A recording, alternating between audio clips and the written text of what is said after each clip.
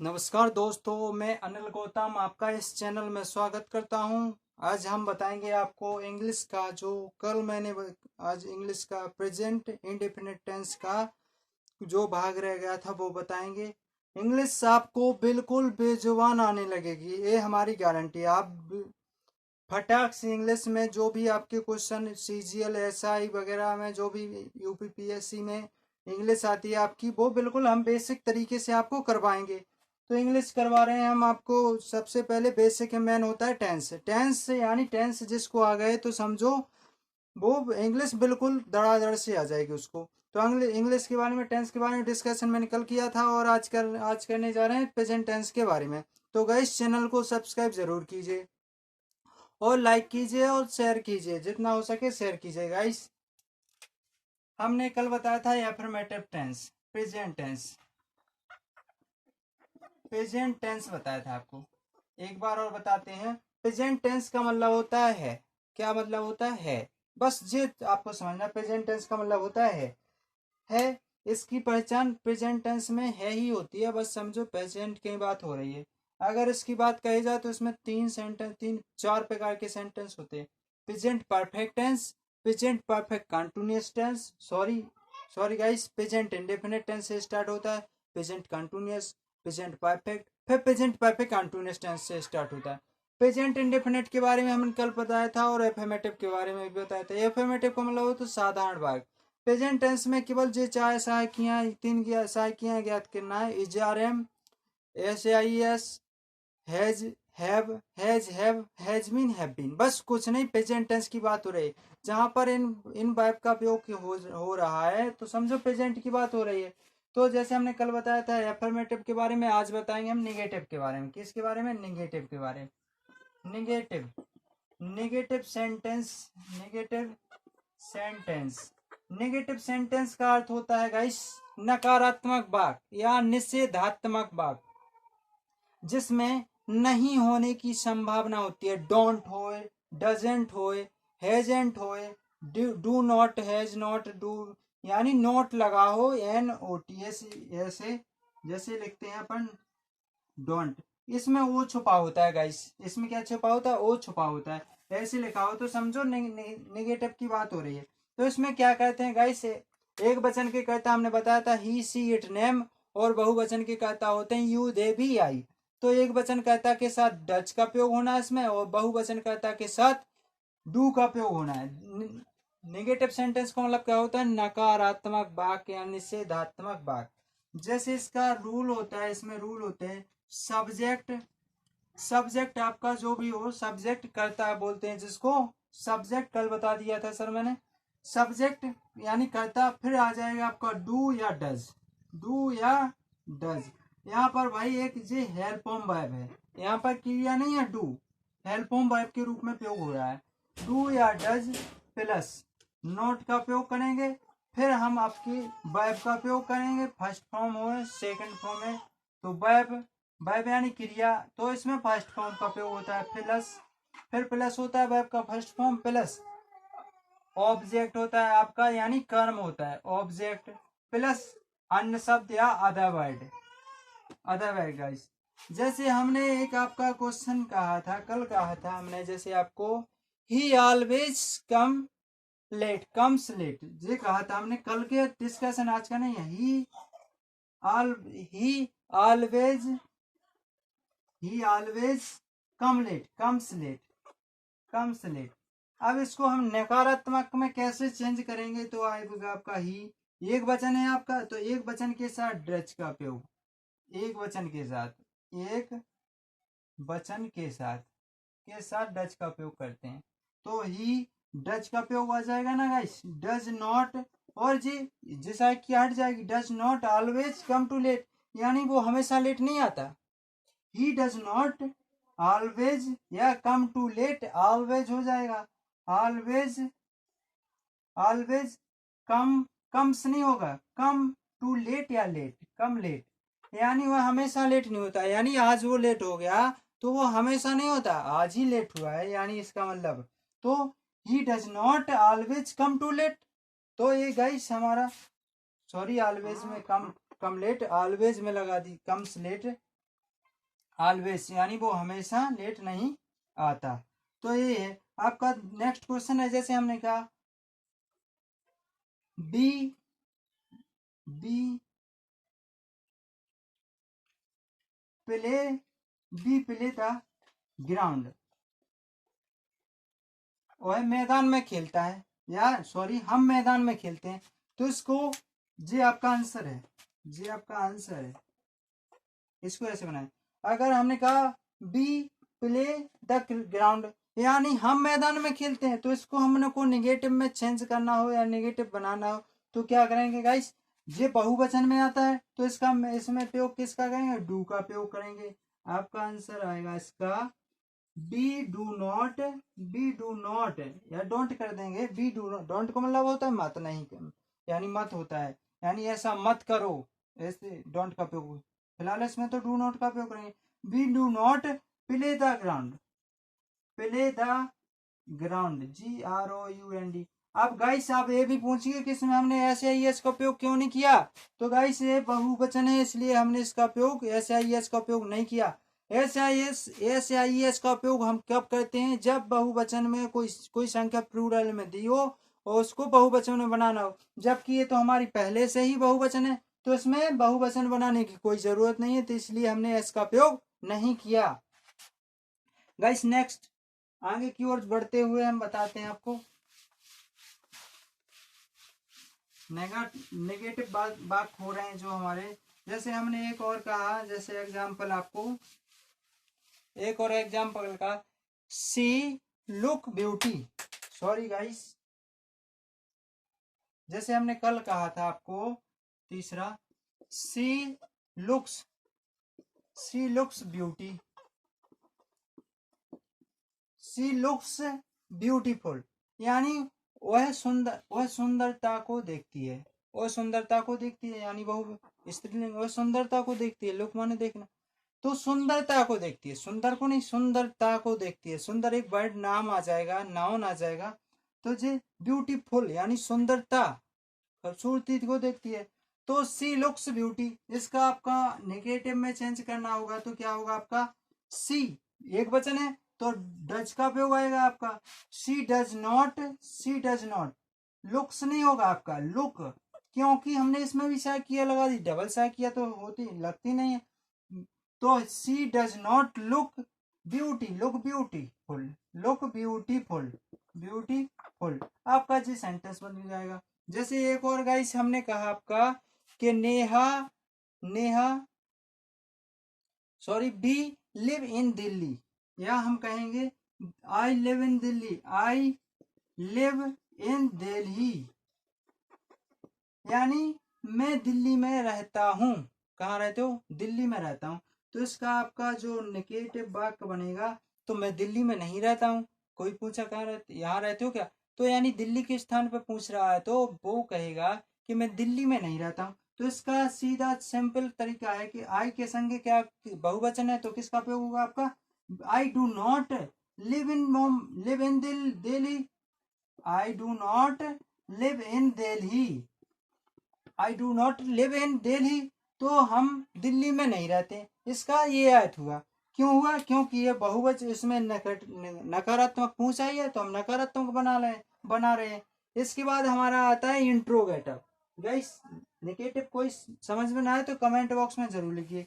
इसके बाद आता है आपका इंट्रोगेटिव। इंट्रोगेटिव का मतलब क्या होता है, आप सबसे पहले तो आपको ये जानना जरूरी होता है हिंदी अंग्रेजी में किसका हिंदी अर्थ होता क्या है, क्योंकि गाइस अगर हमने अंग्रेजी आपको बता दी और हिंदी नहीं बताई तो आप किससे पूछोगे किसका अर्थ क्या होता है। इसलिए हम गाइस आपको फुल हिंदी बताएंगे, अंग्रेजी की फुल हिंदी जो भी पढ़ाएंगे आपको तो उसकी हिंदी जरूर बताएंगे, क्योंकि ताकि आपको सीखने में आसान हो लगे। जो बच्चे, जो मेरे दोस्त, जो भाई अंग्रेजी बोलना नहीं जानते हैं तो वो भी इसको अच्छी तरह से पढ़, हाई स्कूल और इंटर के भी बच्चे और 9th के भी बच्चे इसको पढ़ सकते हैं, 8th से बच्चे पढ़ सकते हैं इसको।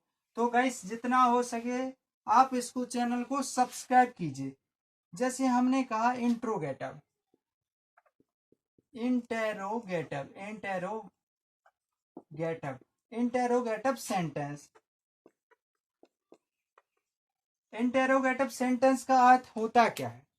इंटेरोगेटिव सेंटेंस का मतलब होता है प्रश्नवाचक वाक्य, क्वेश्चन मार्क वाले वाक्य, यानी जिस वाक्य में कब क्यों कैसे आ जाए नहीं, कब क्यों कैसे नहीं वाले वाक्य नहीं बोल रहे, क्या आ जाए आगे क्या लगाओ, क्या आ जाए इंट्रोगेटिव में, कब क्यों कैसे वाले वाक्य में होता है कि जब किसी भी वाक्य में बीच में, जब किसी वाक्य के मध्य में कब क्यों कैसे जुड़ जाता है तो उसे हम डबल इंट्रोगेटिव सेंटेंस कहते हैं। लेकिन ये सिंपल इंटेरोगेटिव सेंटेंस, तो इंटेरोगेटिव सिंपल में क्या कहते हैं, आगे क्या आ जाए, क्या आ जाए, क्या आ जाए। जैसे हमने कहा क्या तुम खाना खाते हो, यानी क्वेश्चन पूछने वाले वाक्य आ जाए तो वहां पर इंट्रोगेटिव सेंटेंस बोलते हैं। अब इसमें इसका हिंदी अर्थ क्या होता है, प्रश्नवाचक वाक्य। इसका रूल होता है, इसमें सहायक क्रिया आगे लगाई जाती है। जो अभी हमारी सहायक क्रिया क्या लग रही थी, डू या डच लग रही थी, तो सबसे पहले डू या डच का उपयोग करेंगे, इसमें डू या डच का उपयोग करेंगे। फिर इसके बाद हम जो सब्जेक्ट होता है हमारा, मेन सब्जेक्ट होता है उसको लिखते हैं। फिर इसके बाद जो हमारी वर्ब की फर्स्ट फॉर्म होती है तो उसको लिखते हैं हम, वर्ब की फर्स्ट फॉर्म लिख दी। फिर इसके बाद वर्ब की फर्स्ट फॉर्म लिखने के बाद जस्ट ऑब्जेक्ट को ले लेते हैं हम, ऑब्जेक्ट यानी कर्म को ले लेते हैं। फिर इसके बाद आधा वर्ड लिख देते हैं, बस क्वेश्चन मार्क। इसके बाद क्वेश्चन मार्क, क्वेश्चन मार्क जरूर लगाना होता है। जैसे हमने कहा, आपसे कहा कि does Ram play football, does Ram play football. जैसे हमने कहा Ram plays football, Ram plays football. जी आपका क्वेश्चन। अब हमको इसको क्या किस में डिस्कशन करना है, आपको इसको डिस्कशन करना है हमको किस में, इंटेरोगेटिव सेंटेंस में। तो आगे सा किया लग जाएगी, तो ये तो हमारी अफर्मेटिव की आगे चेंज होगा तो किस में, डू डज में परिवर्तन होगा। जबकि जे एक वचन है तो एक वचन के साथ डज का उपयोग होता है गाइस। तो हमारी does Ram, does Ram, does Ram play the football या play football, play football, play football. अब गाइस ये आपका क्या क्वेश्चन सही बन गया, बताइए आप। नहीं गाइस, ये क्वेश्चन सही नहीं बना है। क्यों नहीं बना है, क्योंकि हमको ऊपर ही बता दिया गया है कि हमारा टेंस इंट्रोगेटिव सेंटेंस होगा गाइस। क्या होगा, इंट्रोगेटिव सेंटेंस होगा। तो हमको ये क्वेश्चन में प्रश्नवाचक वाक्य जरूर लगाना है। क्या लगाना है, प्रश्नवाचक में क्वेश्चन मार्क जरूर लगाना है। अब हमारा ये सही हुआ सेंटेंस। इसके बाद नेक्स्ट देखिए, आप आगे देखिए। इसके बाद एक दो एग्जाम्पल, जे एग्जाम्पल है गाइस।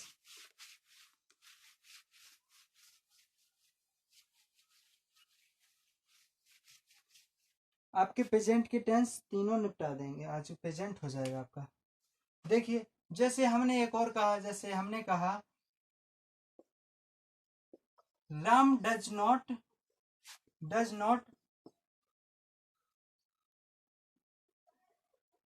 प्लग द फ्लावर,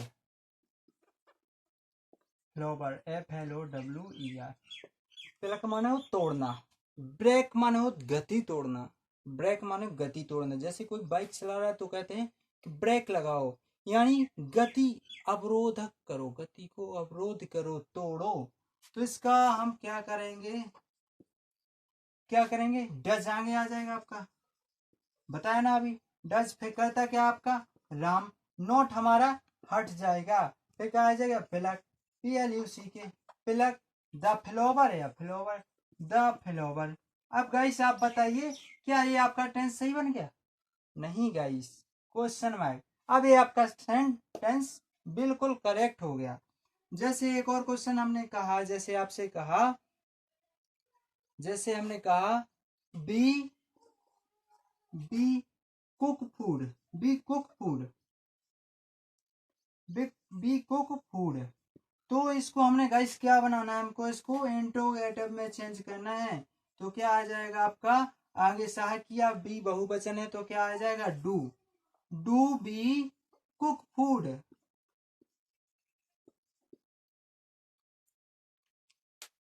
इसके बाद गाइस आगे को चलते हैं अपन।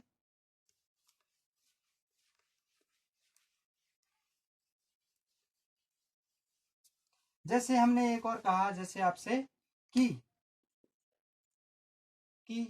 सी डज नॉट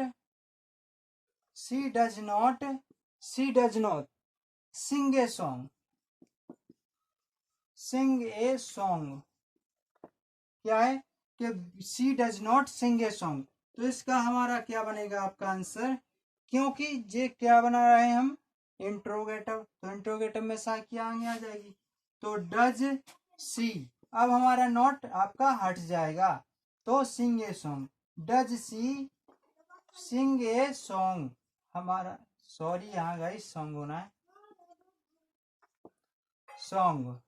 जी हमारा क्वेश्चन मार्क और क्वेश्चन मार्क और जी हमारा बिल्कुल क्लियर आंसर हो गया।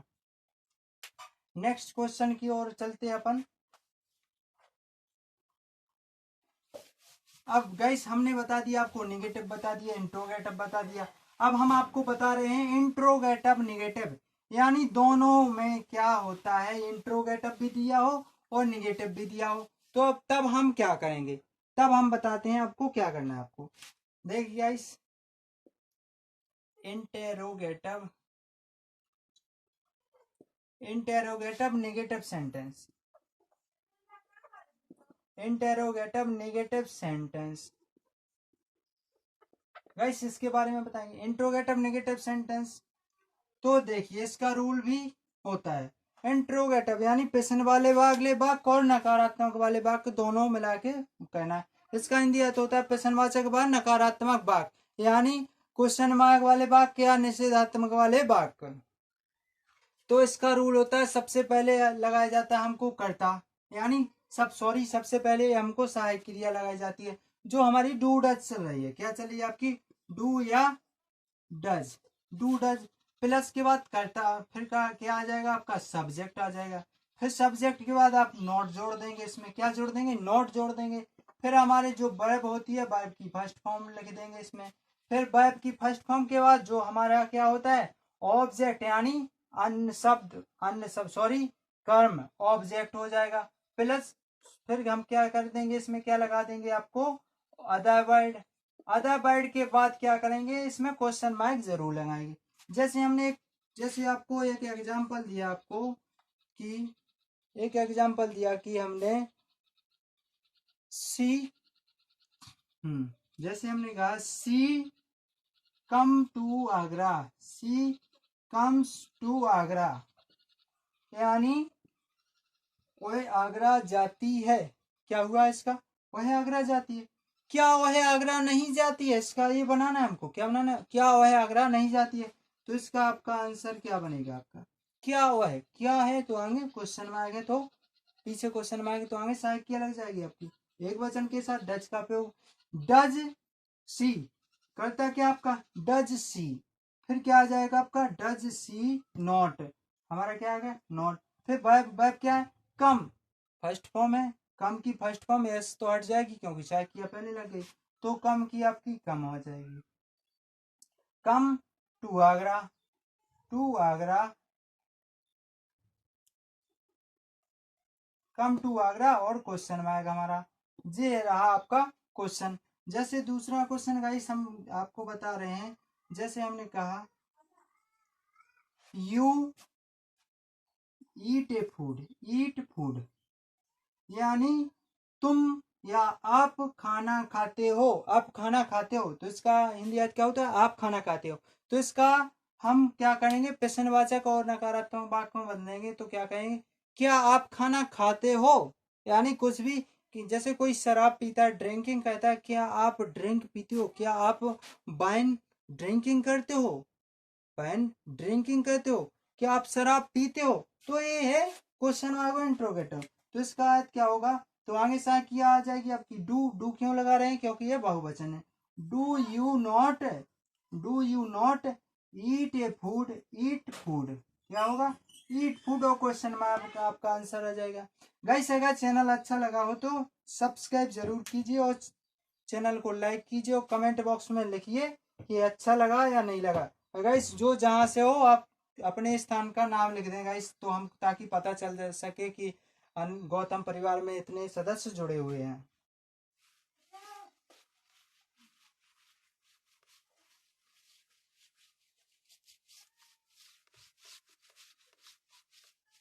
देखिए गाइस, इसके बाद हम चलते हैं आगे। इसके बाद तीसरा बताते हैं। जैसे हमने कहा Mohan do not teach English.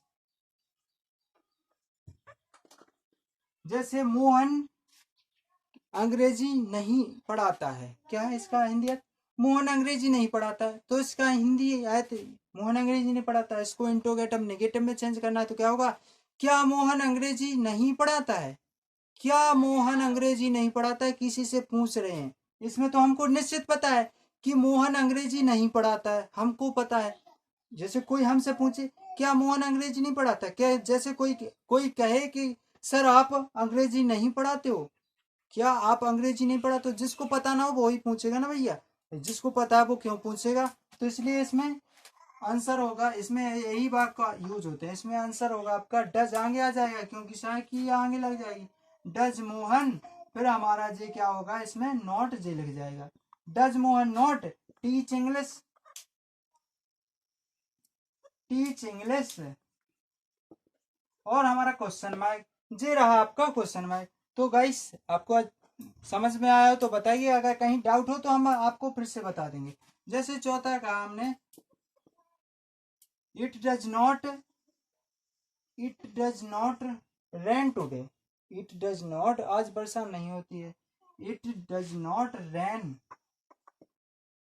Rain today, आज वर्षा नहीं होती है। तो इसको हम क्या बताएं, इसको क्या बनाएंगे? इंट्रोगेटिव में हमें निगेटिव में दिया है, इंट्रोगेटिव नेगेटिव में बनाना है, तो हम इसको आंसर क्या लिखेंगे गाइस? इसका आंसर लिखेंगे गाइस कि इट डज नॉट की जगह पे तो डज आगे आ जाएगा आपका। तो does it not rain today, rain today. तो आपका गाइस टूडे और क्वेश्चन मार्क जी रहा आपका आंसर। अगर गाइस चैनल अच्छा लग रहा हो तो सब्सक्राइब और लाइक जरूर कीजिएगा, सब्सक्राइब और लाइक जरूर कीजिएगा। गाइस चैनल आगे चलते हैं हम, उसके बारे में बताएंगे आपको प्रेजेंट कंटीन्यूअस टेंस। किसके बारे में? प्रेजेंट कंटीन्यूअस टेंस के बारे में। तो गाइस चैनल सब्सक्राइब जरूर कीजिए, इसको लाइक कीजिए। देखिए हम आज बताएंगे, अब बताएंगे प्रेजेंट कंटीन्यूअस के बारे में। हमारा जो हो गया पूरा, अब है आपका present continuous. PRESENT continuous, CONTINUOUS continuous tense.